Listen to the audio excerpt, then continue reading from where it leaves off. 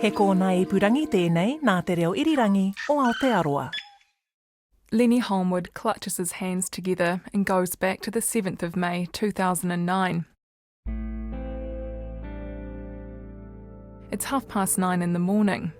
He's lying on the pavement at Napier's Hospital Hill. The ground is cold underneath him, but the pain at his hip is hot. He sees bullets spark as they hit the ground. He can hear the moans of wounded police officers. But he wonders, who'll feed his cat, Scrappy?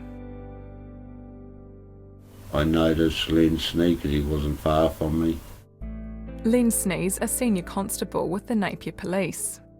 I called over to him, checked him, had a look at him, seen the entry marks. It's then that Lenny sends a famous text that marks perhaps the only light moment in the 51-hour ordeal that was the Napier Siege. Yarn busted, 3 cops shot, me leg, can you feed Scrappy? Because my mate had the key to the house and he could look after the cat. Kia ora, I'm Anneke Smith, and this is the story of the Napier Siege, a 3-day standoff between the police and gunman Jan Mulliner after a routine search warrant went horribly wrong. This is Eyewitness. Kia manaho. Jan Mulliner was Lenny's mate. He'd rented a house from him in the early 2000s, and they'd stayed in touch ever since. It was a crisp autumn morning when the 54-year-old headed over to Jan's place for a cuppa after a boozy night out. He didn't notice 2 unmarked utes parked outside 41 Chaucer Road. Nothing clicked in my head and then walked into the police were waiting. I knew I was on because you could smell his marijuana. That's what gave him away. Jan's not home. He's out walking his dog when police officers Grant Diver, Bruce Miller and Len Snee knock on his door. They suspect Mulliner is running a small dope growing operation. So, search warrant in hand, they're let into the house by his partner, Delwyn Keefe. Lenny arrives as Diver and Miller find cannabis plants and a shotgun in the garage. Upstairs, it's quiet. Delwyn was making a cuppa while waiting for Jan to get back. And then as soon as he walked in, it exploded. Lenny sees Jan fly into a rage, swearing at Constable Snee and demanding the police officers get off his property. Jan disappears down the hallway. When he returns, he's got a rifle. He demands everyone get out of the house, and they do. Outside, the situation seems to have de-escalated, but actually, it hasn't even begun. Jan's eyes follow the group as they reach the roadside. Len Snee stops beside his ute and turns to face the house. Suddenly, he's shot and hits the ground. Jan's standing on his balcony, his telescopic rifle now pointing at the other officers. They dive for cover. Lenny watches in horror as Constable Miller is hit in the back, and another bullet shoots through Diver's forearm, lodging in his stomach. Lenny's memory gets patchy here. There are seconds and movements he's lost over the years. But the next thing he remembers is Jan Mulliner standing in front of him, and Jan's angry. I heard the moans of the officers up the road. I looked at them over my shoulder, and as I looked back, the barrel was swinging past me towards him. That's when I grabbed the barrel and swung it away. They struggle over the gun, but Jan is 2 or 3 times Lenny's scrawny frame. He's sent flying and the gun goes off. The bullet hits a footpath. Then Lenny's hit. He doesn't feel it at first, but when he tries to get to his feet, his left leg collapses. Mulliner goes back inside the house. It's just Lenny and Constable Snee now. The other officers have disappeared. Lenny has saved their lives. My wrestling the gun gave them 10, 20 seconds they needed to get out of line of sight. Lying metres away from him is Len Snee. He's been shot at least twice, once at close range. He's in bad shape. Bullets fire overhead as Lenny Holmwood dials 111. He can only watch and wait, helpless. He was just struggling. You could hear the breath going, and then you hear the last sigh when everything gave way. And for me, that was the hardest part of the day, watching someone fade and not be able to do anything. Chaos in Napier this morning after a police officer was shot dead. 2 officers were wounded and a civilian injured during a routine search warrant. Parts of the city are in lockdown while the police searched for the armed offender. Many shots were heard to be fired in the early afternoon during what's understood to be a standoff between police and the offender. By complete coincidence, Hawke's Bay's top police officers are at the Napier War Memorial Centre for an emergency management meeting. Before he goes in, Sam Hoyle, the Eastern District Commander, gets a call. Sort of phone call you never want to take. 3 of our officers had been shot on Napier Hill and we didn't know where 2 of them were. Sam Hoyle takes immediate control. He drives to the old Napier police station with Inspector Mike O'Leary. This will be the Operations Command Centre until it moves to the Defence Force base. An AOS squad is deployed to Hospital Hill, while Mike O'Leary heads to the scene as the forward commander. With 2 officers missing, he knows there's no time to lose. And from that point, my job really is let's preserve life, let's minimise danger to the community. So we have to then start thinking about evacuations.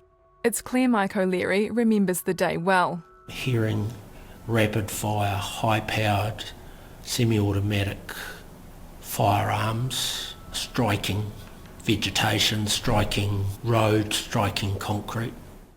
As he gets to work, a car with bullet holes in it pulls up. Amazingly, Bruce Miller is inside. Detective Sergeant Tim Smith was one of the first police officers on the scene. He'd gone down Chaucer Road unarmed and used the car to rescue Miller. They had carried out a very swift and heroic rescue, bundled him in the car and got him out. But Grant took a little bit more finding. It wasn't until we got a phone call from another member of the public to say where he was. Grant Diver is still at the bottom of the hill. Once Bruce Miller is put into an ambulance, AOS and Stephen Smith from St John move down the hill to rescue him. 2 AOS officers also make it to Lenny Holmwood, all under rapid gunfire. After Lenny, Bruce and Grant are on their way to hospital, the only one left is Len Snee. Sam Hoyle says it was just too dangerous to go and get him. That was probably one of the worst parts of the whole operation for us. The effort that went into getting Len back from where he was lying on Chaucer Road. Mike O'Leary says Len would have wanted them to be safe. AOS training kicked in and they know that Lenny would have said, do what you have to do, you can come back to me when you need to. Obviously extremely hard for any police officer to leave one of our own fallen, but there was no alternative short of losing further lives. By this point, the AOS has established a close cordon around Molinar's property. He's holed up in his home, firing off rounds as a negotiation team is brought in. He had a large amount of firearms, I think around about 21, a huge amount of ammunition, what we call IEDs, improvised explosive devices. He had punched holes in walls, so anyone coming into that house were going to be challenged, and brutally so. Time passes as the Siege's negotiation team tries to contact Molinar by landline and cell phone. They don't get anywhere and eventually ask his partner, Delwyn Keefe, to speak to him. Delwyn calls around 11 p.m. that night. Jan sounds tired and depressed, but he's defensive. By the morning, he wants to speak to a friend, but the police don't think it's a good idea. They worry he wants to say goodbye. As the siege enters its 32nd hour, RNZ's checkpoint host Mary Wilson speaks to Brodie, who's holed up in his home at the south end of Chaucer Road. Well, there's some lights coming on now. OK, can you tell us a little bit more about what's happening? We do have to be a little careful because he could be listening to the radio, but can you tell us anything more about what's going on? I just saw a couple of torch lights going by the LAVs. There's still random yelling going on. I can just make out a couple of guys walking up the hill, down. They're coming down the hill in the middle of the road. Police, obviously. Look, yeah. We'll leave it there for the moment, Brodie. Thanks very much for that. No worries. The media add a layer of complexity to the police operation, but at times their interests compete with the police's. Sam Hoyle's only concerned about the eyes and ears of one individual, and that's Jan Molinar. I was well aware he was probably doing that. We were concerned, and we had conversations early on with some of the media outlets who were filming AOS officers and that on the hill, that they were inadvertently potentially giving their position away. On the second day of the siege, it's finally safe enough for the police to get to Len Snee's body. He's brought back to the Army base in a Defence Force LAV, or light armoured vehicle. We stood in a bit of a row as the LAV came in, and they backed it in. They took him from the back of the LAV, and our investigators took him and took care of him from then until they were finished and gave him back to his family. In the end, police negotiations with Jan Molinar fail. He shoots himself in the head on the afternoon of the 8th of May. The police wait a full day to make sure it's safe to enter the house. The 3-day siege is finally over, but Sam Hoyle says it wasn't the outcome police wanted. In one respect, a disappointment for me, because I'd dearly loved to have seen him be held to account. The negotiators have spent so many hours with him, and I think they and I felt a bit cheated at the end of that. Thousands of people turned out for Len Snee's funeral a few days later. A New Zealand flag was draped over his coffin, and his police cap sat on top of it. Len had been a cop for more than 30 years, but he meant so much more to his community. He was a husband, father, rugby player, and a mate to many. Mike O'Leary reflects on a life cut short. I would say if Len was alive today, he'd be starting to think perhaps about retirement with 1 to 2 years to go, but it wasn't to be. Investigations after the siege found Molinar had given up his gun licence 15 years prior and built his weapons cache illegally. The police didn't know this when they knocked on his door. What we need from the public is, if they know something about someone and they're not comfortable about what's going on, they need to tell us, because the police don't know everything. In his 2010 report, Coroner David Crerar said it was clear people knew about Molinar's cannabis, knew about his firearms, and knew he could be violent and unpredictable. But no one said anything. Coroner Crerar called for a review of the Arms Act, but it didn't happen. Most of the 17 firearms found at Jan Molinar's house were high calibre or semi-automatic weapons that had no legitimate use. You need a special licence for these nowadays. On the 10th anniversary of the siege, family and friends of Len Snee gathered at the Napier Sailing Club to remember him. Mike O'Leary was among the police officers dressed in their number ones. He still works in Napier, but goes under a new title as the district's professional conduct manager. Sam Hoyle took up the role of Wellington's district commander 5 years ago. Reflecting back, he doesn't think stricter gun laws would have stopped Jan Molinar that day in Napier.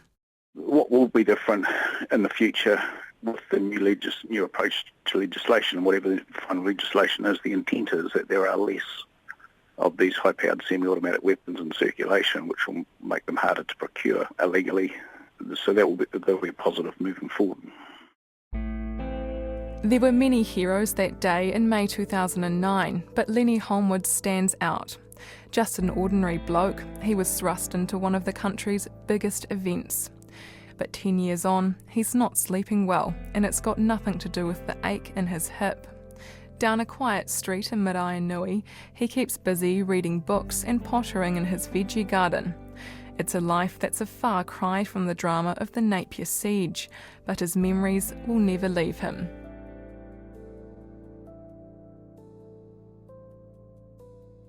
This episode of Eyewitness was produced by me, Anneke Smith, and engineers Alex Aylett McMillan and Jana Witter. Thanks to Ngā Taonga Sound and Vision for the archival audio. You can subscribe to Eyewitness at Apple Podcasts, Stitcher, Spotify, Radio Public, and of course rnz.co.nz/series. Do give us a rating so it's easier for others to find out about us. If you want to hear more stories like this, check out RNZ's Black Sheep series. William Ray delves into the shady, controversial and sometimes downright villainous characters of New Zealand history. Thanks for listening. Mā te wā.